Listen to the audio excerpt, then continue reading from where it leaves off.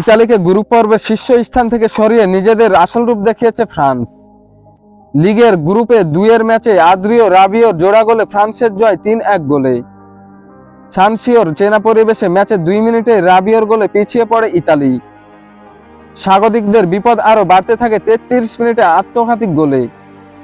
তবে 35 মিনিটে আন্দ্রেয়ার কাবিয়াসোর গোলে ম্যাচে ফেরার ইঙ্গিত দেয় ইতালি, যদিও শেষ রক্ষা হয়নি ইতালির। বিরতির পর ম্যাচের 35 মিনিটে নিজেদের দ্বিতীয় ও দলের তৃতীয় গোল করে ফ্রান্সের জয় নিশ্চিত করেন রাবিও।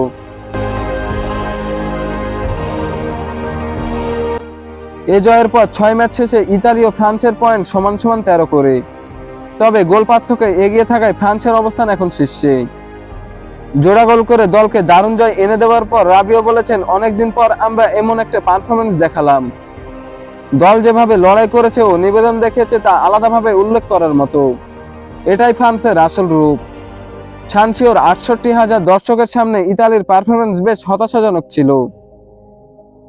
নেশন লিগ জুড়ে দারুণ খেলতে থাকা দলটিকে এই ম্যাচে সেইভাবে খুঁজে পাওয়া যায়নি।